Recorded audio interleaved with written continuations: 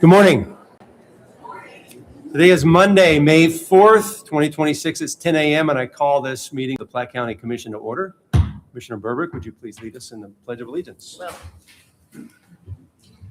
I pledge allegiance to the flag of the United States of America and to the republic for which it stands, one nation, under God, indivisible, with liberty and justice for all.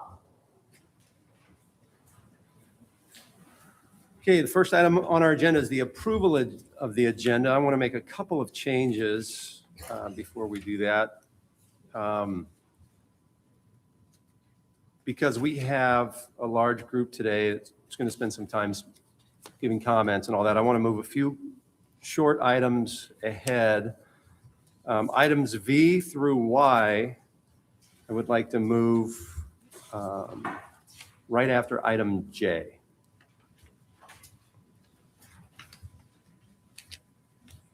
You want V through Y. V After through Y, J. planning and zoning and. Be Okay. after J. Okay. I move to approve the agenda as amended. Second. We have a motion and a second on this item. Clerk, please call the roll. Yes, Yes. Yes. the motion carries 3-0. Next on the agenda is the consent calendar. I move to approve the consent calendar. Second. We have a motion and a second. Are there any comments? Clerk, please call the roll. Yes, Yes. Yes. that motion carries 3-0. Next is business action items. And we have a group of those to be presented by the Sheriff's Office. Who's here? Mr. Shanks. Good morning. Good morning. With the Commission's approval, I would like to present 2026 RES 31, 32, 33, 34, and 35 as one presentation. They're all Yes. similar resolutions. They're Missouri. Sure, that's fine. Jeffrey Shanks for the Sheriff's Office. In regards to those resolutions, 2026 RES 31, 32, 33, 34, and 35. These are all, we're requesting the County Commission to approve resolutions allowing us to apply for grants through the Missouri Department of MoDOT, Missouri Department of Transportation, Highway Safety. These are for the actual fiscal year for 2027 for the state, but their fiscal year will actually start October 1 of 2026 and run through the end of September of 27. If we don't get our grant applications process started, we risk losing out on these funds. And these have been recurring grants that we've applied for, with the exception of we've added in some, obviously with our commercial motor vehicle.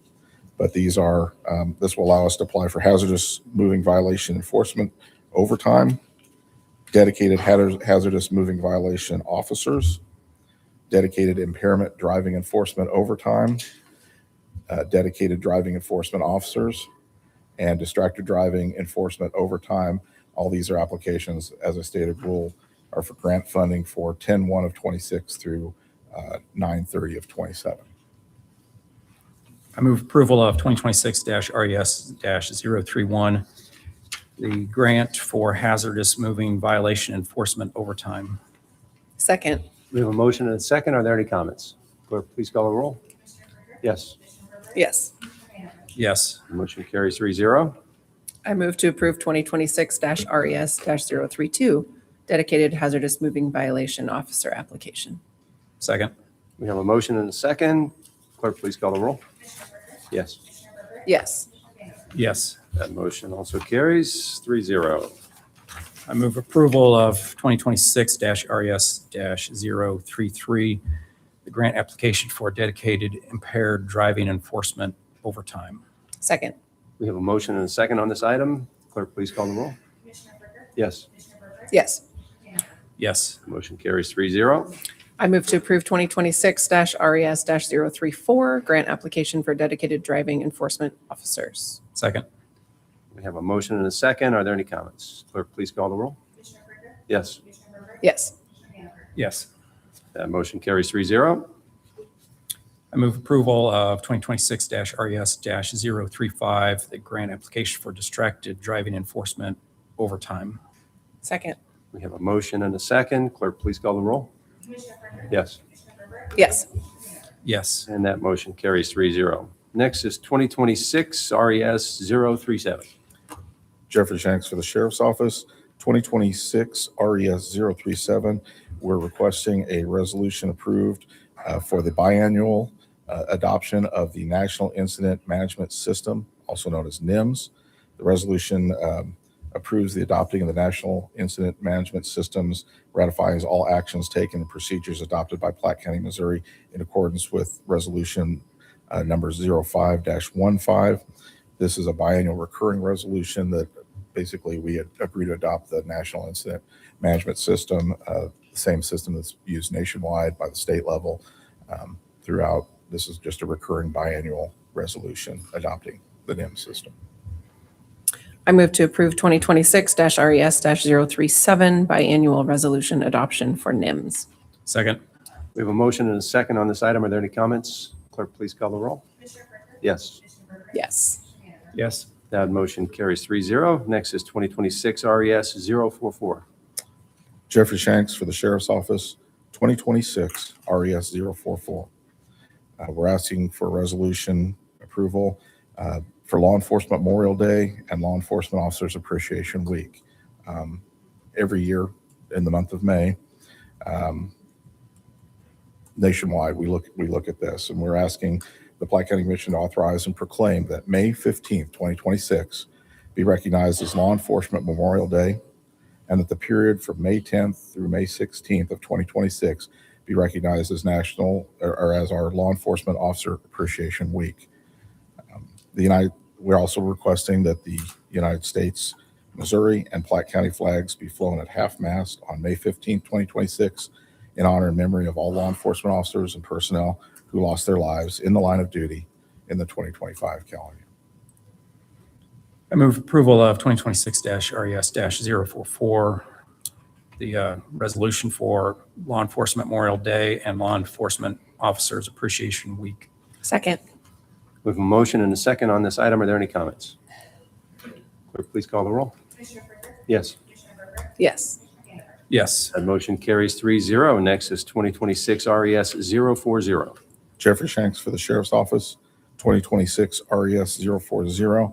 We're requesting a resolution. This is our request for proposal for body shop services for the Sheriff's Office. We are requesting a resolution authorizing the publication for qualified proposals for body shop services for the Platte County Sheriff's Office for the 2026 calendar year. Move to approve 2026-RES-040 bid requests for Sheriff's Office Body Shop. Second. We have a motion and a second on this item. Are there any comments? Clerk, please call the roll. Yes. Yes. Yes. That motion carries 3-0. Next is 2026 CO063. Jeffrey Shanks for the Sheriff's Office, 2026 CO063. We're asking the County Commission to approve an order for a cooperative purchasing agreement between Platte County, Missouri and 911 Custom. This is for the purchase of purchasing emergency vehicle equipment and the installation of said equipment. Pursuant to RSMO 70.230, the Platte County Commission, we're asking authorization for the Sheriff's Office to engage in cooperative purchase and acquisition for emergency vehicle equipment and the installation of the equipment. This is available through cooperative purchasing through a contract that was put out to bid by the City of Independence. Their contract number 500000518 that was awarded to 911 Custom. This will allow us cost savings on the equipment, and because those purchases have the potential to exceed more than $12,000 in any 90-day period this year. The budget impact potentially is $75,547.70, which was included in the 2026 budget, split between the lines listed, the vehicle equipment line at $48,317.70, and the commercial vehicle enforcement grant line at $27,230. This has been reviewed by our general counsel, and the auditor's office has reviewed it and certified that the funds are available. I move approval of 2026-CO-063, the cooperative purchasing of vehicle equipment. Second. We have a motion and a second. Are there any comments? Clerk, please call the roll. Yes. Yes. Yes. That motion carries 3-0. And next is 2026 CO065. Jeffrey Shanks for the Sheriff's Office, 2026 CO 065. We're asking the County Commission the 2026 annual bid award for our vehicle purchases. We're asking for approval to award that bid to, I always tend to mess up, it's Airport Dodge CDJR, Chrysler Dodge Jeep Ram. There was a solicitation was put out in 2026 RS 013. Bids came in, and upon review of those bids submitted, we're asking that the bid be awarded to Airport Dodge, Chrysler Dodge Jeep Ram. Move to approve 2026-CO-065 bid award to Airport Dodge for fleet vehicles. Second. We have a motion and a second on this item. Are there any comments? I have a question. Yes. Do you have the paperwork with you that you're asking us to approve? Do you have the paperwork with you that you're asking us to approve on this one?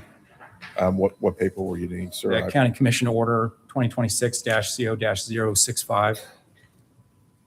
I had turned all that into the county clerk last Tuesday, sir. All it says is, it has the commission order number, department prepared by 2026 annual bid awards, vehicle purchases, but there's nothing in the middle that says we're awarding the bid. It's just basically a big blank page with signatures at the bottom. Do you want to see what I'm talking about? There's just, I did, sir. There should have been these are just what I printed off, but we had the bid award sheet, and then there's a second page, but it just leaves a lot of ambiguity there. What you're asking us to sign a blank page. And that's not normal, is it? This is basically everything set up as how we've done it each year. I used the same form and format that was used last year and the year before, sir. Can we add see attached on that order that we're signing? And then initial the attachments? If you want to, it just seems like there's something missing. That it should say we award the bid to Yeah. Airport Dodge, not just signature line. You want to table this and I'd get it completed and come back to it? I move to table 2026-CO-065, which purports to be the bid award to Airport Dodge. Second. We have a motion and a second to table this item. Clerk, please call the roll. Commissioner Brinker, Yes. Commissioner Brinker, Yes. Commissioner Gann, Yes. That motion carries 3-0. That item is tabled. Thank you, Mr. Shanks. Thank you. Next on the agenda, we're going to move to planning and zoning with a couple items, and then public works with a couple items. So these will be presented by Director of Planning and Zoning, Daniel Erickson. Good morning, Commissioners. Daniel Erickson on behalf of the Platte County Planning and Zoning Office. This is item V on the agenda, Resolution 38. As you know, the county budget makes available through the Parks and Stormwater Retail Sales Tax, the Stormwater Grant Program. First step in that program yearly is to put out a call for projects. This year, we received 11 separate applications from 10 separate eligible entities. Those applications were submitted to our Stormwater Committee that took the time and sat down and reviewed all of those applications and created a recommendation to you. And this represents, as I presented to you the other day in work session, the recommendation. So with that, staff recommends you approve this resolution, which will notify the recipients of this year's grant. The next step would be for them to submit actual contracts for the bid award. So the projects this year for 2026 stormwater grant will be awarded to Weatherby Lake Improvement Company, Environmental Trust, Lake Wacomas Association, the Village of Itam, City of Parkville, City of Platte Woods, Detroit Green II, Sarah Schofield, Scott, and Stephanie Strong.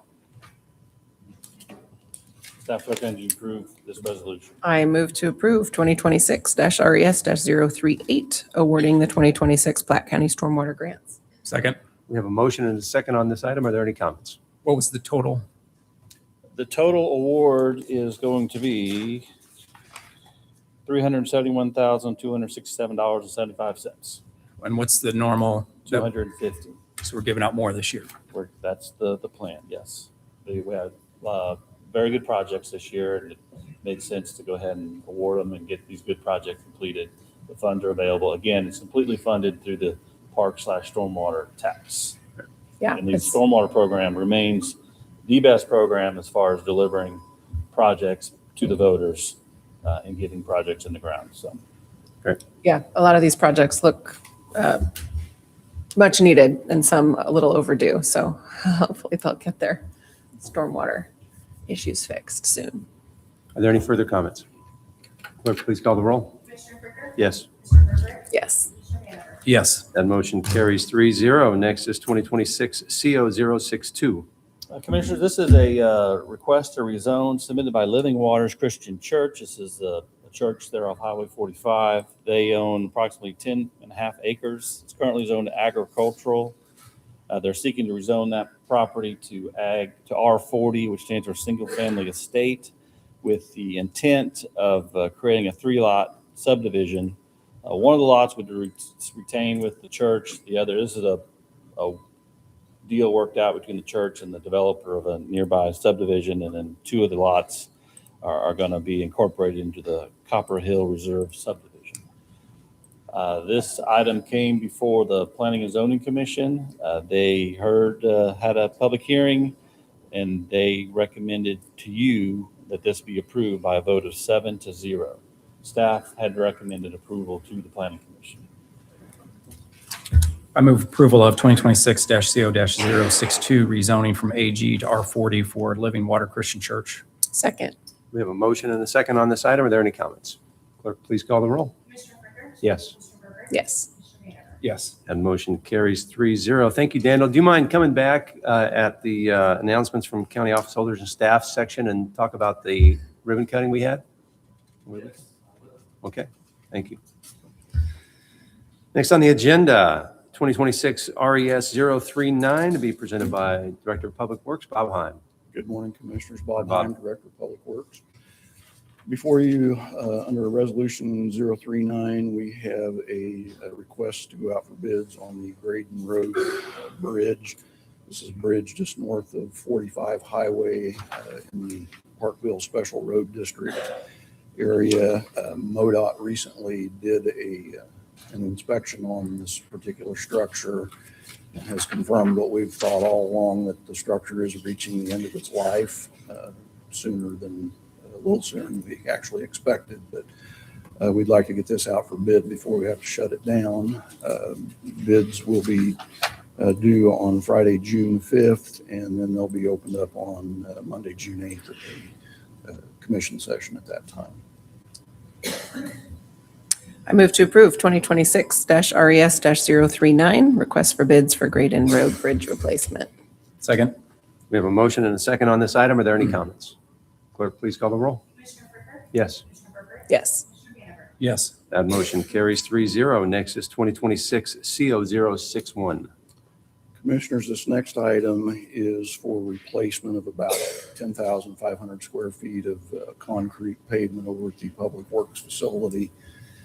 It's been there long before I came along, and that's 18 years ago. So it has deteriorated severely, and we would need to get it replaced. We put this out for bids a couple weeks ago. We received 6 bids. We looked at the 3 lower bids, did our due diligence on that, and determined that Max Paving was the best and most responsive bid we received. Their price was $144,046.82. We would recommend to the commission that we go ahead and move forward with this project. I move approval of 2026-CO-061, the bid award for concrete flat work at the Public Works facility. Second. We have a motion and a second on this item. Are there any comments? Clerk, please call the roll. Commissioner Brinker? Yes. Commissioner Herbert? Yes. Commissioner Vanacker? Yes. That motion carries 3-0. Thank you, Bob. Commissioners. Next on the agenda, we're going to go back to item K. We have a group of items here to be presented by County Administrator Wes Minder. Good morning, Wes. Morning, Commissioners. Resolution 041 is an appointment of our inaugural board members to the Platte County Mental Health Board. The county has been partnered with Clay and Ray County for decades. However, things have changed and the county has grown. And so the county decided to form its own board. There was a advisory committee comprised of 8 members that the commission asked to review applications and resumes. That commission provided some recommendations, and these 9 individuals are the ones that are before you to be considered appointed to the board. One of the things about this Board of Trustees, there are certain requirements. There has to be 1 licensed medical doctor. There can be no more than 4 providers of healthcare. There needs to be 3 representatives, consumers of psychiatric services or families of such consumers. And so the resolution kind of outlines those individuals. We also outline terms because since it's an inaugural board, the terms are 3 years, but they must be staggered for 1, 2, and 3 year terms. So with that, our healthcare providers, the 3 individuals are Dr. Ali Syed, Carmen McHenry, and Dr. Doug Burgess. Dr. Syed is a board-certified psychiatrist and regional medical director of outpatient behavioral health at Mosaic Health Service System in St. Joseph. He's also clinical assistant professor of psychiatry at the University of Missouri, Kansas City. Carmen McHenry is a local business owner who's a mental health therapist with 27 years of experience providing individual, family, and group therapy in Platte County in the Northland. Doug Burgess, Dr. Burgess is a licensed physician board certified in psychiatry and addiction psychiatry. He's worked in 15 years at a community mental health center, and he currently serves as the medical director of addiction services at University Health, is an associate professor of psychiatry at UMKC. For the individuals who represent the consumers of psychiatric services or families of such consumers, we have Pat Harris, Neil Getzlow, and Paul Campbell. Patricia Harris is a retired educator with over 30 years experience in public and private schools. She served as treasurer on her local teachers association for 7 years and is a member of Alpha Upsilon, a chapter of Delta Kappa Gamma. She sat on the oversight committee for a $2.2 million endowment for scholarships. Neil Getzlow is a 25-year public relations and communications executive. He currently serves on the board of directors for Relentless Pursuit Outreach and Recovery and volunteers as men's education director for Rehope. Paul Campbell is a local law enforcement professional with over 23 years with the city of Riverside. He's the agency's crisis intervention team coordinator. He's an active member of CIT International and serves as education chair for the Tri-Cit Council, which is Clay, Platte, and Ray counties. Lastly, we have just representatives of public and private entities involved in the provision of mental health services. Those 3 individuals are Jason Reed, Karen Bartlett, and Suzanne Zimmerman.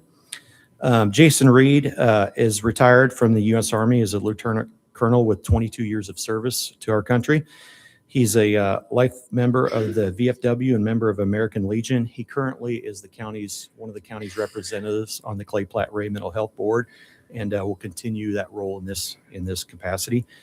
Karen Bartlett, for over 18 years, has served as a regional marketing director of health systems, and she's also focused on systems improvement and known for ability to solve problems and deliver high-quality resources for those in need. And lastly, we have Suzanne Zimmerman, who is the co-founder of the Farmers House. She served as the organization's volunteer executive director for the first 10 years, providing hands-on leadership, and later served as the board president and has been involved in quite a bit of helping Platte Countyans. So those are the 9 individuals that the advisory committee recommended for your consideration. Be more than happy to answer any questions. I move approval of 2026-RES-041, the appointments to the Platte County Mental Health Board. Second. We have a motion and a second on this item. I would just like to comment that this is the commission's final step in a process that has been ongoing for almost 2 years. when we started to realize that Platte County wasn't getting the services that it needed from the Clay Platte Ray Mental Health Board. That time we decided to start moving towards forming Platte County's own mental health board, so that the people in Platte County could get the most service and the best, most directed service possible in this important area of mental health. And it's really the next really big step towards significantly improved mental health services in Platte County. We're very proud of the work that we've been doing on this. The board members are outstanding. We've started with a committee, a volunteer committee to recommend board members to the commission. And the committee was made up of outstanding people who worked very hard over a period of a couple months to interview people and recommend people. It was really a lot of work, and they deserve a ton of credit for the work that they did. And this board now really has its hands full, because this year's mental health program is being run through Clay Platte Ray Mental Health, but next year's will be run through the Platte County Mental Health Board. And so this board has to get ready for that. They have to form the bylaws, they have to elect office holders, they have to hire administrative assistant, they have to get applications out to service providers, they have to evaluate those applications and be ready for the funding that comes in on January 1st. So they're extremely capable and qualified. They have a lot of work on their hands, and I'm very excited about where we are with this. So thank you, Wes. Yeah, agree with all of that. And just to echo that, the advisory committee that was in place, like Scott said, put in a lot of hours behind the scenes looking through applications. We had twice as many applications as there were seats to fill. And I think all the applications were extremely impressive. And I think it was a difficult job for the advisory board to sort through those and try to decide or recommend to us who would maybe be best fit for the job. So we super appreciate the residents of the county applying for that board and putting their foot out there. Hopefully some of those who were not picked this time around would be willing to serve on other boards for us in the county and continue that passion that they have to give back and in mental health and in other capacities. So thank you to the applicants and to the advisory board. I think this is a really exciting step for us, and I am really confident that this board will do great things. Yeah. Any further comments? Clerk, please call the roll. Commissioner Frycker? Yes. Commissioner Herbert? Yes. Commissioner Vandenberg? Yes. That motion carries 3-0. Next is 2026 RES 042. Good morning, Commissioners. Riverside has a tax increment financing commission, which evaluates incentives and tax abatement proposals in the city of Riverside. And the county has an opportunity to serve on that, to provide input. With this executive appointment, we're appointing Rick Simon to serve as the county's representative on that TIF commission. Move to approve 2026-RES-042 executive appointment of Rick Simon to the Riverside TIF Commission. Second. We have a motion and a second on this item. Are there any comments? Clerk, please call the roll. Commissioner Frycker? Yes. Commissioner Herbert? Yes. Commissioner Vandenberg? Yes. That motion carries 3-0. Next is 2026 CO 064. Good morning, Commissioners. Wes Mender. 064 is a contract with Fine Line Employment Law. Fine Line Employment Law is going to, it's a legal law firm that provides input on mostly specializing in human resources issues. And so the county's employment manual has not been updated since 2019, and they have been tasked with updating that manual for current employment law standards. I move approval of 2026-CO-064, a contract with Fine Line Employment Law. Second. We have a motion and a second on this item. Are there any comments? Clerk, please call the roll. Commissioner Frycker? Yes. Commissioner Herbert? Yes. Commissioner Vandenberg? Yes. That motion carries 3-0. Next is 2026 CO 066. Good morning, Commissioners. Wes Mender. This is a contract with Fine Line HR Consulting. It's an affiliate of Fine Line Employment Law. It's for Human Resources Services. The scope of their services is to provide a employment law investigation hotline for handling employee complaints that are from an external perspective. A lot of the times when you have an internal human resources person, there may be some biases. By utilizing this firm, we'll have an unbiased evaluator of any issues that may be reported so that we can address them. I move to approve 2026-CO-066, contract with Fine Line HR Consulting LLC. Second. We have a motion and a second on this. Are there any comments? Clerk, please call the roll. Commissioner Frycker? Yes. Commissioner Perkins? Yes. Commissioner Gander? Yes. That motion carries 3-0. Now, before we move on to the next group of commission orders, I want to make a suggestion that County Administrator Mender read them all before we take action. And then we're going to take comment, and then we'll take action individually on those. Is that okay? It's fine. Did you say earlier you wanted Daniel Erickson to talk about the ribbon cutting? Is that at the very end or Yeah, staff comments. at the very end? Yeah, at the Okay. very end, yeah. Okay, so that's what we'll do. Wes, we'll read all these. We'll take comments from the public. There's a lot of people here, so we're going to limit those comments to 2 minutes each. We welcome everybody to speak if you'd like. And then we'll make some comments and then we'll vote on those individually. Okay?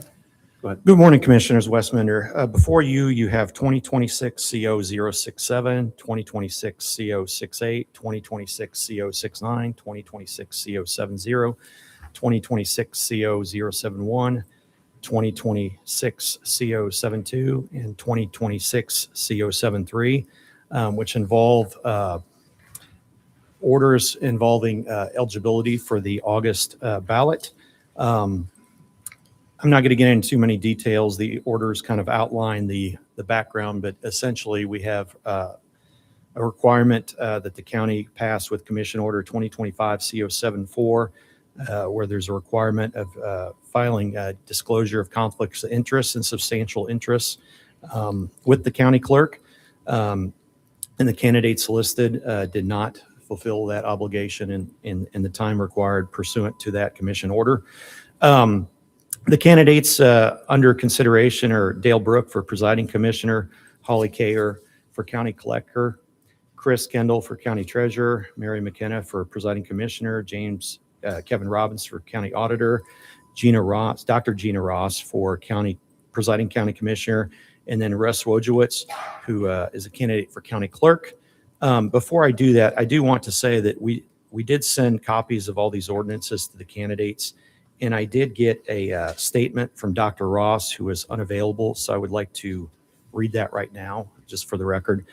Good morning, Wes. I am unable to attend that meeting. However, if this can be read on my behalf as my representation, I would greatly appreciate it. Hi, everyone. I want to take a moment to talk to you directly about something important that's happening in our local election. Along with several other candidates, I'm being told I could be removed from the ballot because I didn't file, but because of a filing requirement that many of us understood differently. I submitted my paperwork in good faith through the MEC based on the information I had at the time. At no point did I clearly understand that an additional document needed to be filed with the county clerk by April 21st. If that had been made clear, I would have taken care of it immediately, no question. What concerns me most is that this isn't just about me. There are multiple candidates affected. Again, and if we're removed, voters could be left with only one choice on the ballot for a major county position. That's not about politics. That's about fairness, transparency, and your right to choose. I believe in accountability and I respect the rules, but I also believe when several candidates misunderstand the same requirement, it's worth asking whether the process was clear enough. I'm asking for a reasonable solution, one that keeps the election fair and allows voters to decide. At the end of the day, this election belongs to you, not a technicality. Thank you for listening, Dr. Gina Ross. And a copy of that is in the county clerk for the record. Okay, thank you. All right, so what I'd like to do is if there's any candidates in the room that would like to speak today, we'll start with the candidates, and then when we're finished there, we'll go to the general public. Good morning, Commissioners. Kevin Robinson, candidate for Platte County Auditor. I'm actually here first to represent Dale Brook. He had prior obligations. but I wanted to provide the county commission with the candidate's withdrawal form. It was taken care of this morning. I have 4 copies, one for each of you and the county clerk. In addition to it, I would like to submit for the record my withdrawal from the Republican Party candidate for auditor on the August 26th ballot. And I would like to make just a very brief statement. To the citizens of Platte County, my sincerest apology for missing a required filing deadline as a candidate for the August 4th Republican Party primary. While advised of the filing requirements, April 21st, 2026, I follow the office holder's schedule of May 1st, 2026 for my filing of personal financial disclosure. I filed on April 28th to the MEC and the county clerk. The Missouri's Ethics Commission is clear. If a candidate does not file timely, they are to be disqualified and removed from the ballot. To ensure compliance with the law, this morning I withdrew as a candidate for county auditor. It has been an honor and a pleasure serving Platte County as the watchdog for the last 15 plus years. Thank you for the opportunity, and I will finish out this year continuing to do what I have done. Thank you.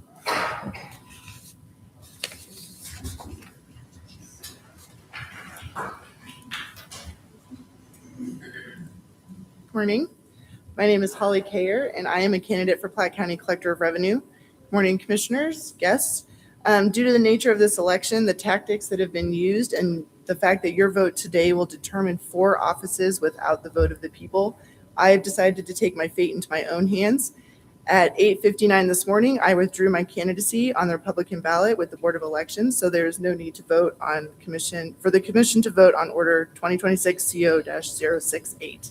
And here's my paperwork. Thank you.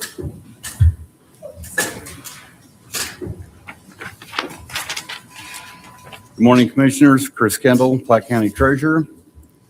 After much prayer, and discussions with my wife, I've decided to voluntarily withdraw my candidacy for Treasurer on the Republican ticket for the August primary of this year.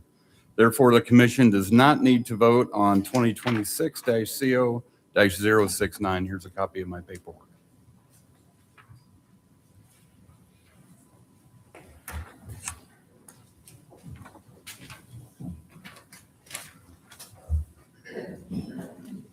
Good morning, everyone. Good morning, commissioners. My name is Mary McKenna. I am a candidate for presiding county commissioner on the Democratic ticket. And it was let me just say that to the best of my knowledge, everything that was supposed to have been filled out was filled out correctly by me. And I followed the paperwork that was in my election packet. There was a mistake made by the Board of Elections, and I don't believe the candidates, either Democrat or Republican, should be punished for that mistake by the BOE. Thank you.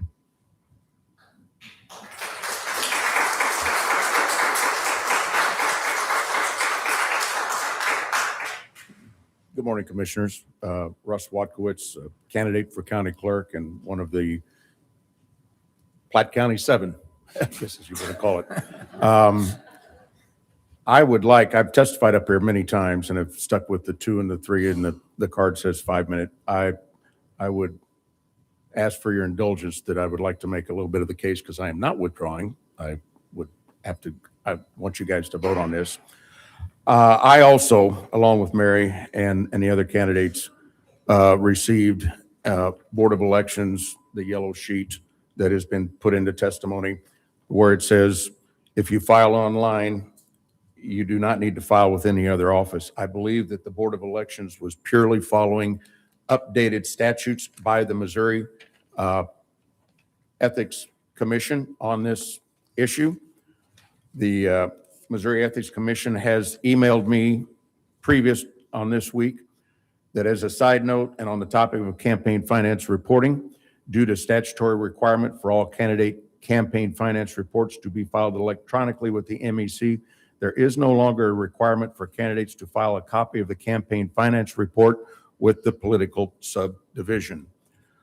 I also found last night several Missouri statutes backing this up. Also, the form that we signed when we become a candidate, that's actually a Missouri Ethics Commission form that the Board of Elections fills out. Yes, it does say April 14th and 21st, but it does not say about the political subdivision, just that we need to file an interest with the Missouri Ethics Commission. Also, through all of these statutes, when the Missouri, and these are probably revised statutes for the 2026 election cycle, it is clearly stated in statute 105.450 that defines commission, anywhere the word commission comes, that they are referring to the Missouri Ethics Commission. I would also like to add to that the County Commission Order 2025 CO 74, that's been around since what, 97, I believe you guys said, and it's just renewed every 2 years. I believe this was probably a sample ordinance taken off of the Missouri Ethics Commission website and was not properly updated in 2025 to reflect the new 2026 statutory requirements. And in the penalties area, where it says B, filing for on the 21st day of the last filing for election for which the person is a candidate, the commission shall notify the official who accepted such candidate's declaration of candidacy. I believe that word commission does not refer to the county commission, but the Missouri Ethics Commission, not the county commission. So I would further go on that I'd said that probably at least 6 of us properly filed electronically. I filed on the 26th, 2 days after filing. I filed with the Missouri Ethics Commission. I got notified on April 27th by the county clerk. She, even though she had allegations that she was illegally extending my deadline, she actually contacted all the candidates. So that's a terrible allegation on that. But it was the 27th. I don't know why we weren't notified on the 15th if the 21st was there. Also, I believe that it is probably the obligation that the MEC was going to contact or hand down the documents, or the clerk should have gone up and looked at the documents online and downloaded as has customarily been done by past county clerks. I'm up here fighting to give the voters a chance because they're the ones that are going to lose on this. They now have several races they don't even get to vote on. I would like to see them win in this and not have the elections decided by any political opportunities or backroom deals. And I would urge the commission to thoroughly and weigh the consideration. I believe the BOE with their statements. Mr. Hershey said on Thursday that it was an erroneous statement, the yellow page. I don't believe it was an erroneous statement. I believe they were following the Missouri Ethics Commission rules. So I would please ask that weigh it carefully and I don't believe there's any reason to disqualify, at least myself. Thank you.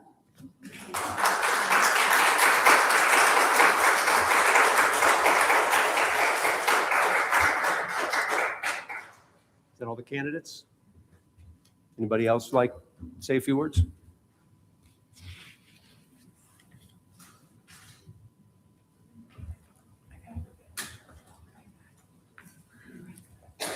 Hang on. You want to just, hey, can you grab my computer charger too? Oh, thanks. If you don't mind. Short break.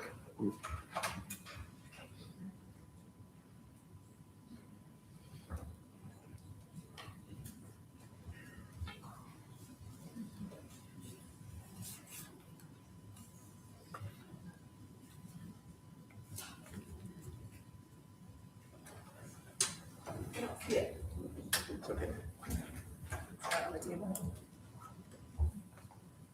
Go ahead. Okay. Good morning. This is a typical crowd, I know, for your commission meetings. We're all here because of Democracy in Action. Please and state, I'm sorry. My please name state is your Lynn Roberts, and I'm here to speak on behalf of any candidates who intended to follow the law, who did follow the law, who followed the directions they were given by Platte County, and who were being transparent. And if we had any question about what holdings they had that might be important to the citizens to know, they filed it with the MEC so that it was available to review. They followed the directions of the Board of Elections. And I was thinking this morning, when we all put our hands on our hearts like we did in school, the last 6 words are, with liberty and justice for all.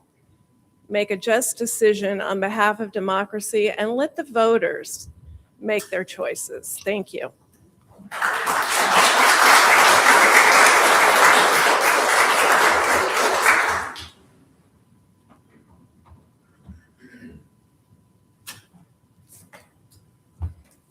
It's always hard to follow Lynn. She's so much taller than me. My name is Kat Henry. I am a citizen of Platte County, and I have been working very hard to participate in our democracy, as have all of the candidates. One of the things that we look at when we're talking about what are the rules and what are the laws, and whether we understand our positions to be making judgments about them. That when we make a rule, and then we are the people making those decisions about the rules, that we are in fact acting as the judge. So it is important that we understand what the laws say and what has happened in the past, what precedents have been set in the past that we have followed, and that we act justly. When we have a very large body of candidates who were given a different direction by a body of our government who acts as the authority of elections, then we must consider that their words and directions have some kind of power and authority. That even if it is different than what you intend in your rules, then we must weigh what actions they have taken and how they understood your rules to give justice to those people who acted with good intent. And when we see that other candidates may have received assistance in understanding those rules, while others did not, there seems to be a necessity to understand what the weight has been given to some candidates over others. Time is up. Thank you. Right. Thank you very much.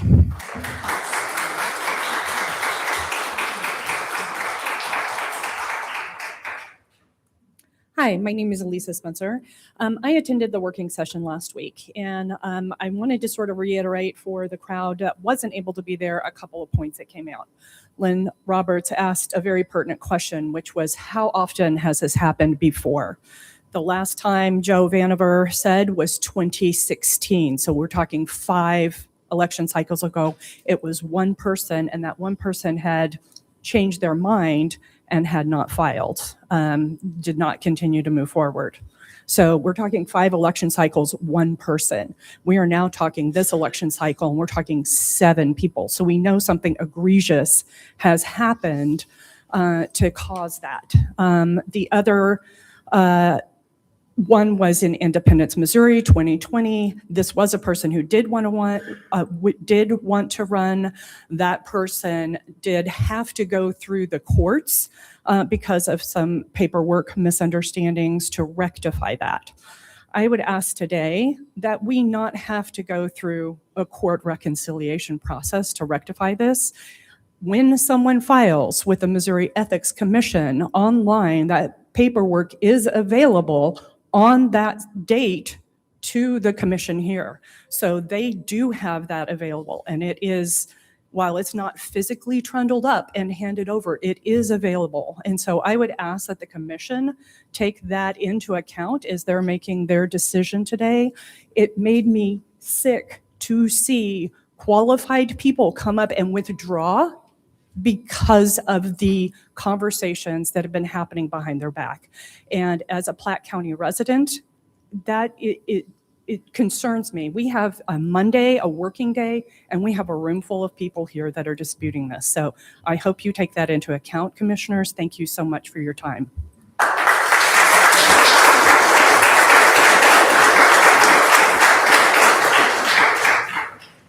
Hello, my name is Elisa Nielsen, and I just want to use my voice, as I think so many people here, and that's why we all go to vote. And I think that the voters need to decide this, and not 3 people need to decide this for our whole county. I believe that nobody was trying to hide any of their financial anything financial. Obviously, MEC is public information, and that can be found. I think that also, as we have heard in the other room, that this will go to court, and that's just what will happen. This commission seems to like to go to court and make the taxpayers pay for that, and I think that we need to stop doing that. So maybe you need to listen to the voters, and the will of the people should always come first, and always use our voice. We will never stop using our voice. So I believe that the candidates should be able to run as candidates and let the voters decide. Thank you.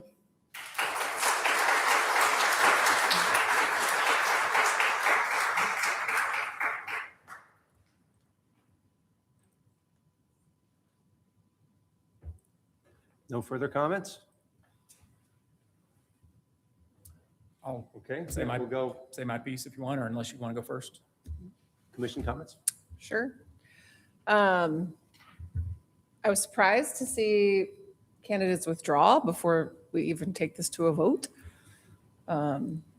Anyhow, I prepared a statement, which is easier for me to read than to speak off the cuff. So I will read my statement that I prepared over the weekend. I have thoughtfully and prayerfully considered these orders in front of us today.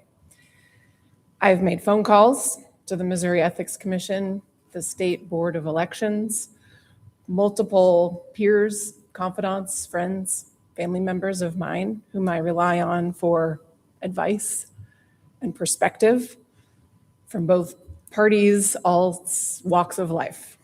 All that said, I strongly believe it is our responsibility as grown, educated adults to figure out the system and follow the rules and follow deadlines or face the consequences. That's what we're all taught as children, right?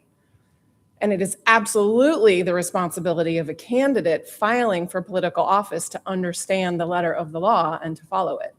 I strongly believe that. However, there are a few key points that have been brought up during this process that have helped me make my decision on how I will vote on these orders today. And for me, whether it's right or wrong, whether it follows the letter of the law, even though I said we should all do that, my instinct tells me that these 3 pieces of misinformation are too hard to ignore. Number 1, our commission order that was passed last summer and is passed every 2 years, which I agree with one of the candidates was probably a cut and paste from something years ago and keeps being cut and pasted, and we haven't really read through it. There is a glaring piece to me in the beginning of that order that reads something like, each candidate shall disclose in writing by May 1st, ... It also says, or otherwise provided herein, which to me is legalese and doesn't necessarily, I just read candidate May 1st. So to me, as a layperson with no legal background, and I was once a one-time candidate just 2 short years ago who didn't understand the system and was trying to learn it myself. Anyway, I think that is the first piece of misinformation or confusing wording. The second is the cover sheet, the yellow cover sheet given by the Board of Elections, which the commission doesn't write, nor do we have any discretion to tell them how to write that. I think they do that as a courtesy to candidates, which I very much appreciated because the cover sheet I received 2 years ago when I filed had different wording. We don't know, it's unclear why the Board of Elections changed the cover sheet wording. Sounds like maybe there was some statute changes. I don't know. The Board of Elections didn't mention statute changes. They said something about a previous clerk doing it differently, and I don't know, all sorts of excuses it sounded like. But at the end of the day, I received a cover sheet that told me I had to file my PFD, which, as a side note, clarification to one of the things read, a political finance statement report, a political campaign finance report is very different than the personal financial disclosure. So the rules on that were noted earlier, that's different. We could talk about that another time, but that's different. We're talking about the PFD, the personal financial disclosure. I filed mine with the MAC and with the county clerk 2 years ago. And I believe it was because of the yellow sheet. So that's my own personal opinion. So I think that it's super disappointing that the Board of Elections gave wrong information and distributed it to so many. It's unfortunate. And I think thirdly, then there was an email sent out by the clerk's office to candidates telling them they needed to send in their paperwork by May 1st, which in hindsight is not correct either. So I think there were 3 key pieces of information that were given to candidates on different occasions with either misleading, incorrect, or confusing information. So that said, my request is that in the next couple of working sessions, the commission, that we can rewrite the language of our order and pass a new order, work with the MEC, find out what the new statutes are, look at what the language should be that's more modern, more up to date, figure out if we even need to have this language. It was pointed out, in the day of modern technology and digitization, is it necessary to submit? I mean, I submitted mine as a PDF on an email, but if they can, anyway, let's discuss that. I request we discuss that in our work sessions coming up.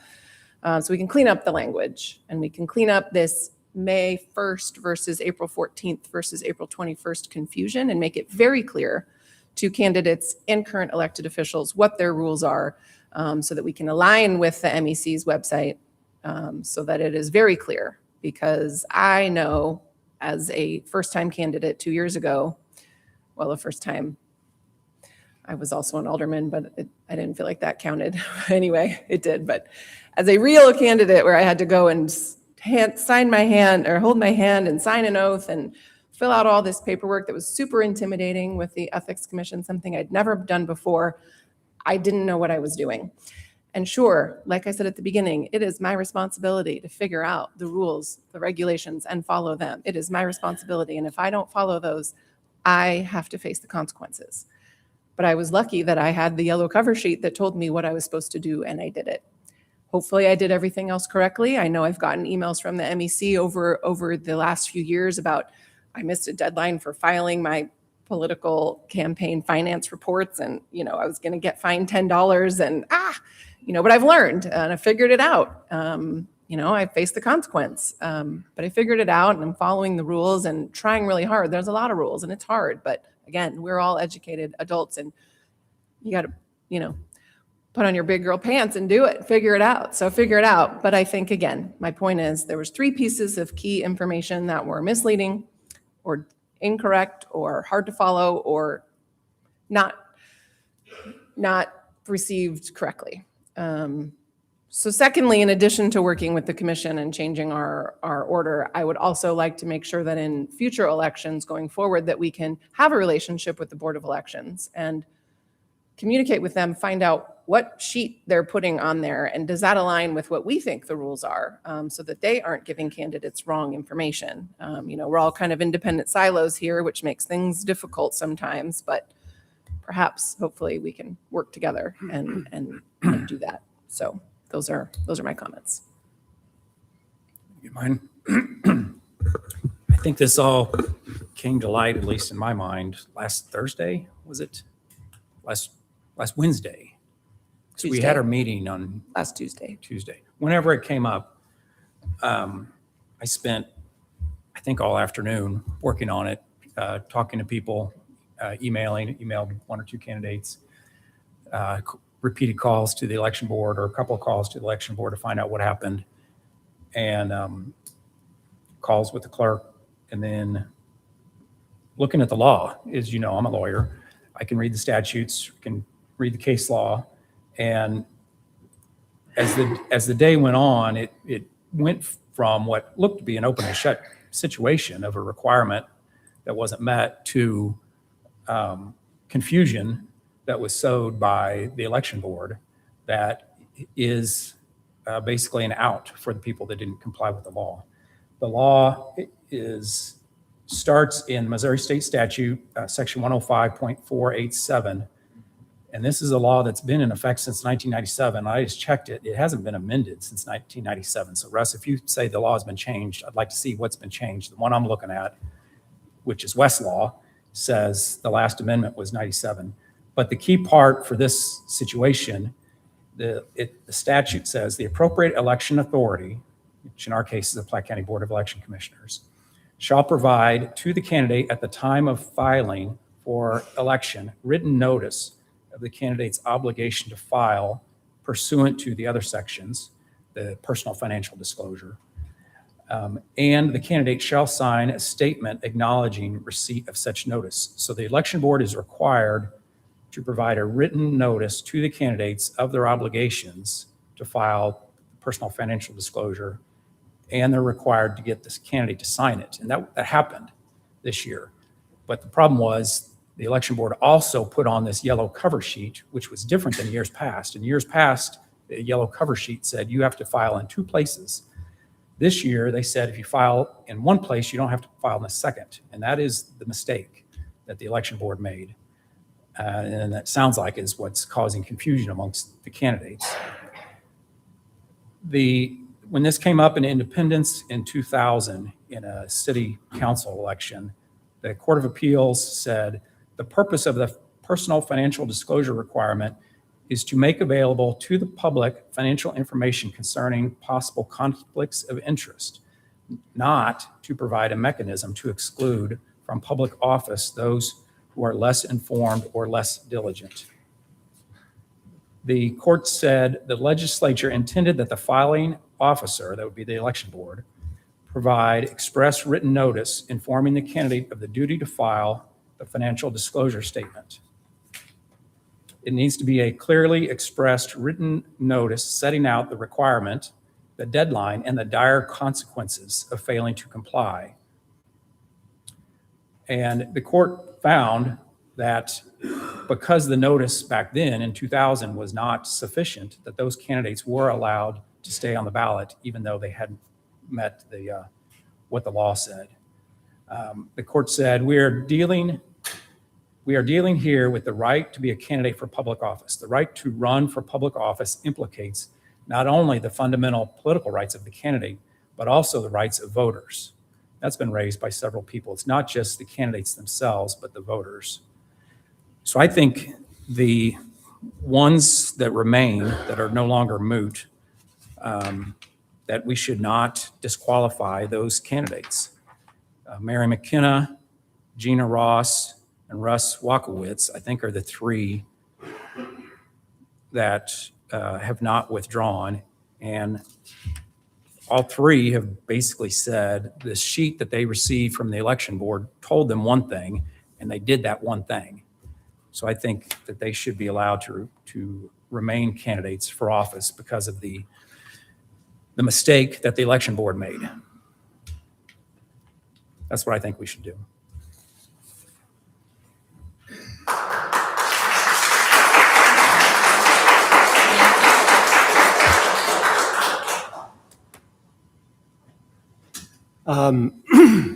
Excuse me. While I absolutely respect Commissioner Burbrick's position on this and her reasons, and Commissioner Vanover's extensive research into case law and his understanding of the law, I come at this a little bit differently. I feel like we are governed completely by the order that we passed and the ordinance that we enacted. What you see on the screen above you is the order that we passed. June 16th, 2025, just last year. Signed by the three of us. This order adopted an ordinance about financial statement policy. And it says here in the ordinance that we passed that the reports shall be filed with the county clerk and with the Missouri Ethics Commission. It's perfectly clear. It also says that if a candidate for office does not file a financial interest statement by the close of business on the 21st day after the last day for filing for election for which the person is a candidate, the commission shall notify the official who accepted the candidate's declaration of candidacy, and the candidate is disqualified. Such election official shall remove the candidate's name from the ballot. There is nothing in this ordinance that allows for extraneous factors, like things that will always be outside the commission's control. As Commissioner Burbrick suggested, maybe we can work with the Missouri, or with the elections board to have a better process where we make sure those things don't happen, but that is not a system that can be relied upon. The only thing that we can rely on here as commissioners is the order that we passed and things that we control. We have no control over what the elections board is going to do, whether or not candidates sign the right form or are confused by miscellaneous forms or something that the elections board staff person may have told them. We will never have control over any of those things. All we control is whether or not we're going to follow through on the ordinance that we passed. And that's a critical question. Do we pass ordinances just so that we can ignore them or change them if these sorts of things happen? Yes. Not in my opinion. In my opinion, if you pass something and it says that you shall do it, that's a mandate for action. And just as, please, I didn't interrupt anybody else who was speaking. Just this past year, the state legislature mandated that commission put on the ballot the homestead tax credit. And the statute for that is on the screen above you. And that statute said no later than the municipal election of April 2026, a county shall place on the ballot a question. Shall is a legal term. It's a mandate. And when this statute was passed, the three of us discussed this statute in the commission conference room. And we're trying to decide whether or not to put it on the ballot. And Commissioner Vanover rightly made the comment that if we want to follow the law, we have to put this on the ballot. And we agreed as a commission that we want to follow the law. And that's what we did. We put this on the ballot. We essentially had no choice unless we wanted to take an unlawful action.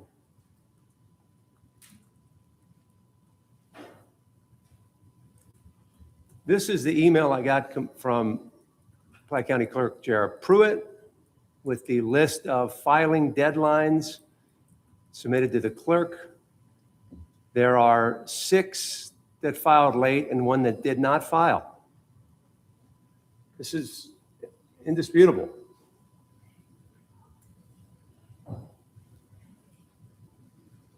And this says that if a candidate files late, we shall notify the election board.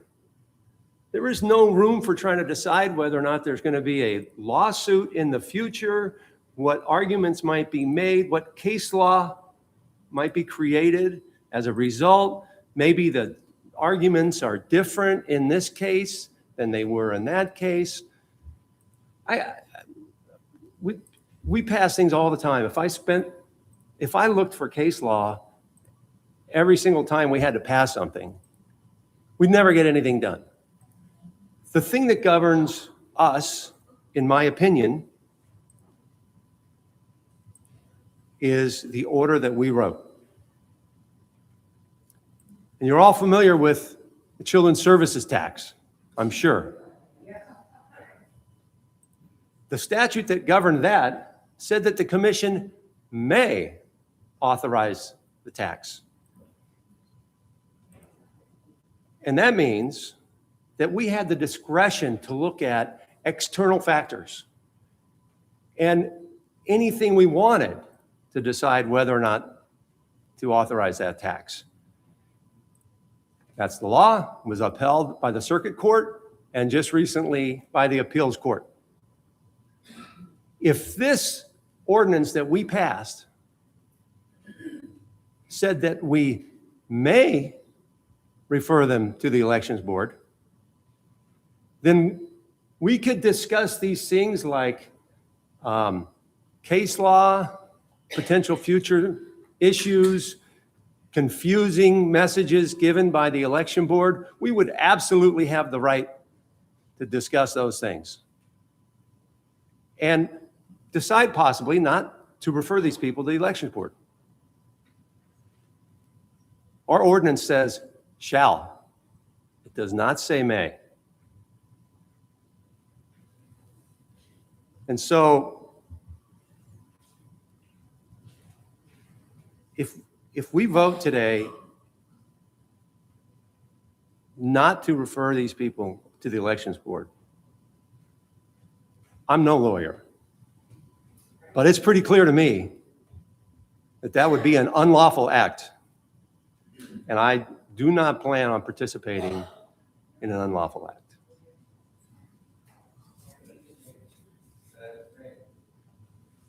Clerk, please call the roll. We're going to start with, now we already had public comment. Thank you.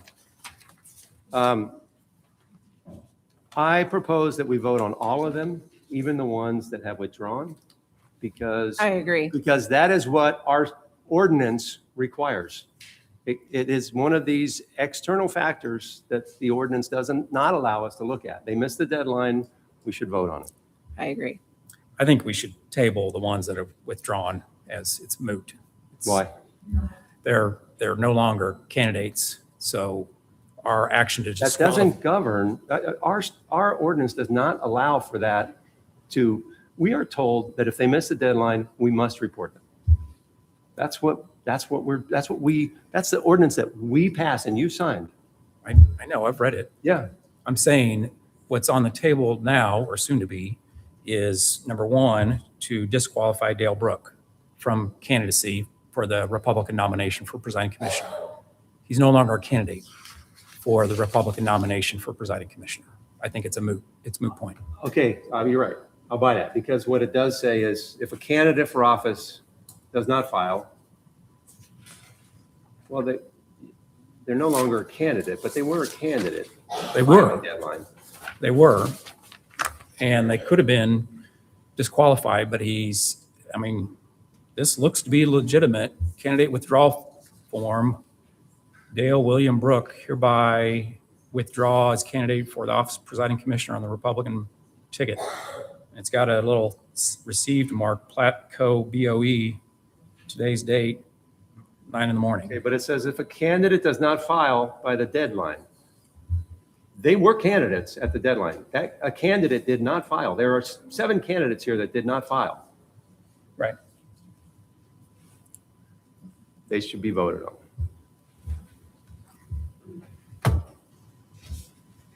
I move to table 2026-CO-067 in order disqualifying candidate for nomination at the August 2026 primary election, Dale Brook.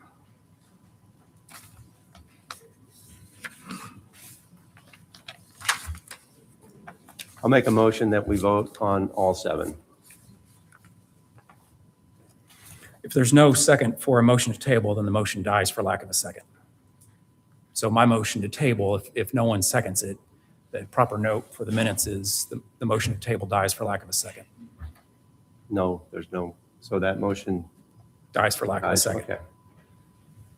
Which means we don't need a motion to vote on it because it's on the agenda. We'll just go ahead and vote. No, you then go through the normal process if someone Yeah. moves and someone seconds to do it and then call the vote. Right. We Okay. haven't moved these individually to be voted on. Okay, very good. So we're back to 6-7. Commission Order 67. So I think it'd be appropriate for a motion and a second to vote on it. I move that we vote on it. Well, no, I move, You move to. I make a motion that we approve 2026 CO-067 in order disqualifying candidate Dale Brook. Second. We have a motion and a second. On all of these, we've already heard comment, so we will withhold comments. So we have a motion and a second. Clerk, please call the roll. Commissioner Frederick? Yes, Commissioner Herbert? No. that order, And Commissioner Vanacker? No. that motion fails 2-1. I make a motion that we approve 2026 CO-068 in order disqualifying candidate Holly Kayer. Second. We have a motion and a second on this item. Clerk, please call the roll. Commissioner Frederick? Yes. Commissioner Herbert? No. Commissioner Vanacker? No. That motion fails 2-1. I make a motion that we approve 2026 CO-069 disqualifying candidate Chris Kendall. Second. We have a motion and a second. Clerk, please call the roll. Commissioner Frederick? Yes. Commissioner Herbert? No. Commissioner Vanacker? No. That motion is defeated 2-1.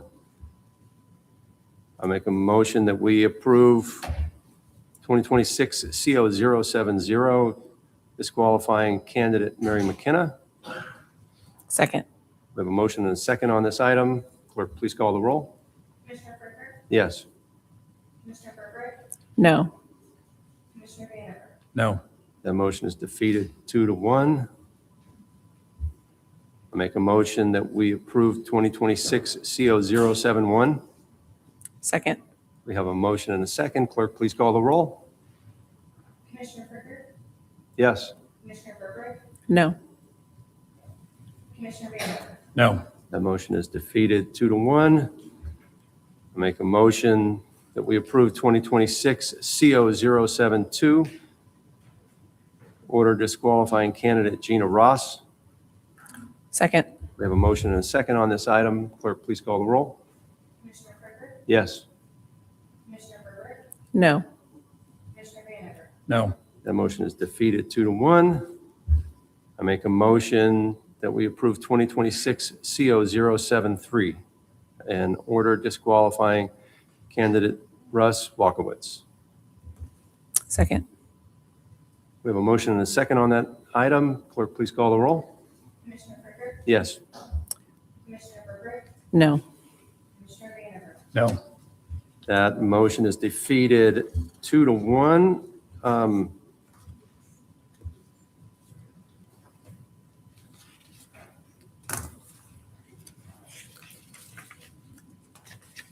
Did you want to go back to S for a second? Did you vote yes or no on I S? vote no on all of them. You did, okay. The ones that we should have voted on, should have been voted no. And then the ones that are moot, Right. I Okay. voted no because Got it. we shouldn't have voted at all. Got it. I just Yeah. wanted to make sure I That was understood the point. Okay, that's it for those items. We'll move on to announcements from county office holders and staff. Yes. I want to compliment Commissioner Vanover and Commissioner Burberick for doing your due diligence on this office.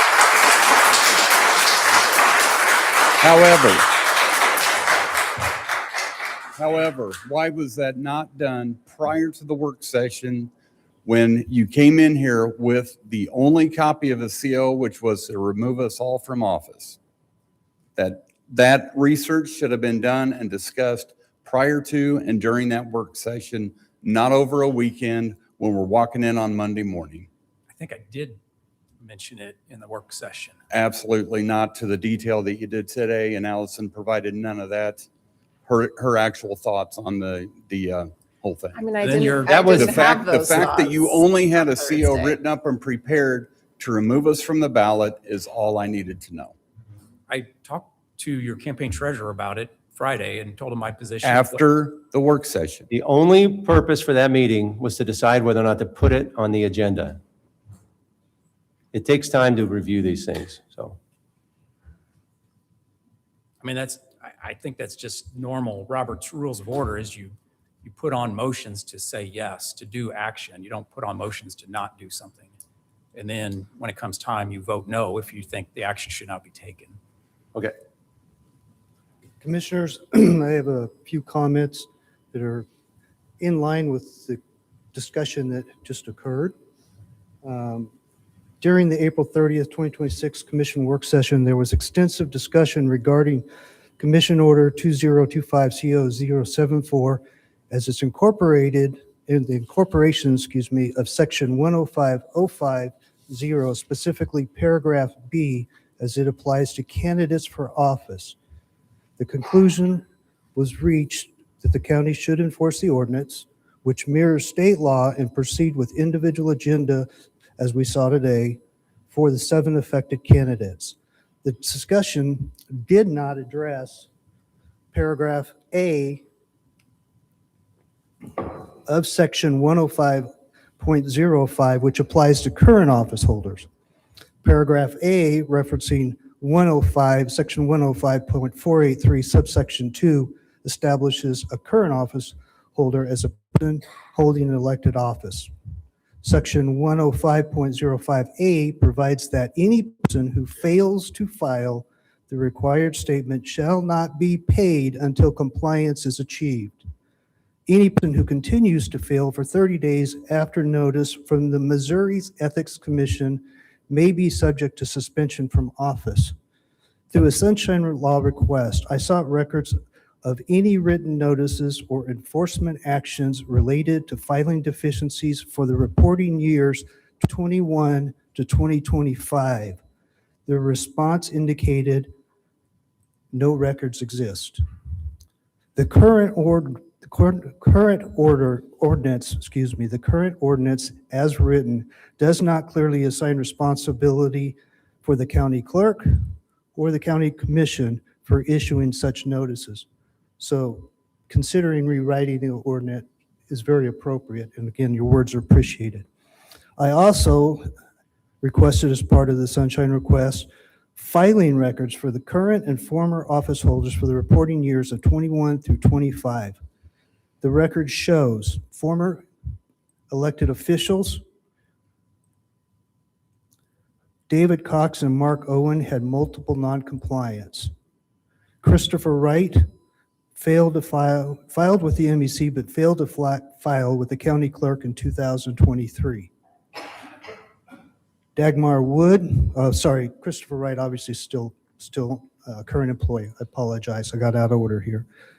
Dagmar Wood, compliant while in office, non-compliant in 24, first year post-term, which is required filing for the previous year. Ron Schubert, compliant with both MEC and county clerk filings.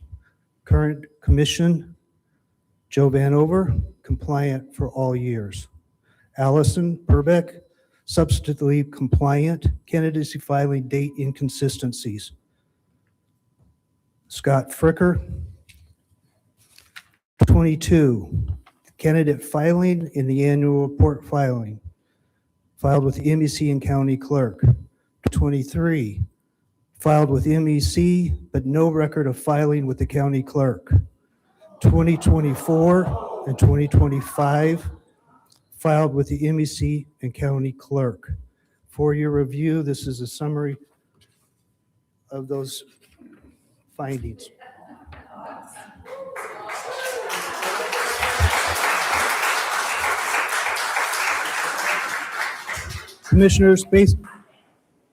Commissioners, based on available records, the commission's decision and determination that the law has to be followed, there applies to be no enforcement actions, notice, or penalties issued in connection with the 2023 current office holders filing inconsistencies or deficiencies. This raises several questions regarding consistency and due process. Given the county's adoption of Commission Order 2025 CO074 and the perceived authority granted by the ordinance, to what extent does the authority exist to disqualify a candidate by the county commission when the local governing body is not identified in section 101.05B or otherwise indicated such having such authority in the county ordinance referencing Missouri statutes, the section and number that would give you that authority? Has the county, by adopting the state statute, assumed affirmative enforcement obligations that have not been fulfilled? Does the lack of enforcement raise concerns regarding selective application of the ordinance, particularly when compared to the actions potentially against considered for today? If the filing deficiency occurred, was compensation and suspension properly issued as required under Missouri 105.05 subsection A? Given the seriousness of enforcing candidate disqualifications, it is critical that the county ensure consistency, lawfulness, procedural sound application of its ordinance across both candidates and current office holders. These findings are being considered for submission to the Attorney General's office for review.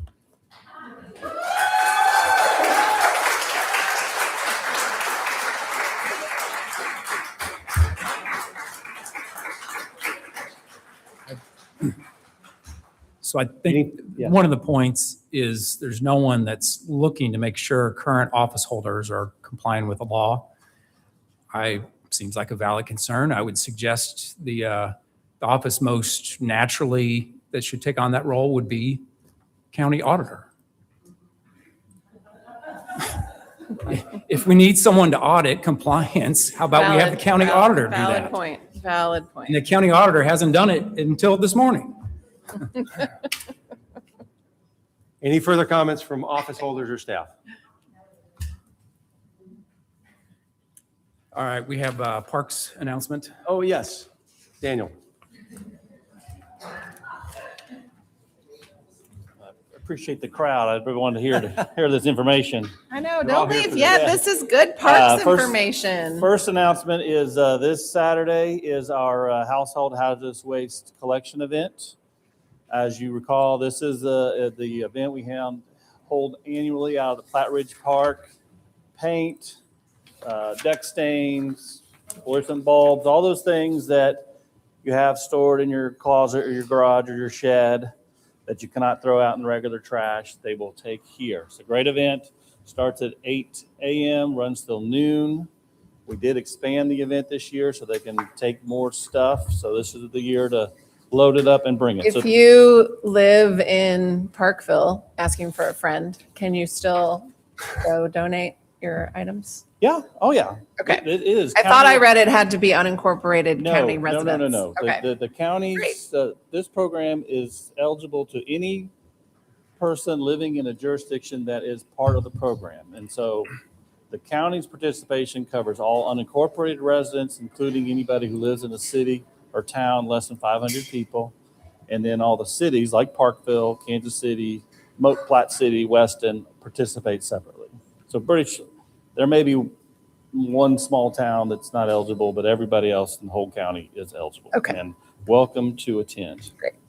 So Saturday, 8 a.m. You mentioned the ribbon cutting, had a wonderful event on Saturday at 10 a.m. to officially open the playground at the Michael Gunn Park at Platte Meadows. Huge turnout. I mean, I counted 75 cars when I walked out, so I'm thinking probably had about 200 people in attendance. I went back to the park on Sunday, and there was 50 cars there. So big hit, a lot of smiling faces, a lot of little kids. Had a great event, and that portion of the park is ready and available, and we think will be a big hit in that part of the county and all the counties. So, Awesome. Yeah, it was great. It was a great event. Thank you. Yeah. Thank you for It's putting cool that together. playground. yeah. Any other comments from office holders or staff? Any comments from the general public not related to the elections issue? Okay, I move to adjourn. Second. we have a motion and second to adjourn. Clerk, please call the roll. Yes, Yes. Yes. that motion carries 3-0. It We is just adjourned. 11:31 a.m. and we are adjourned.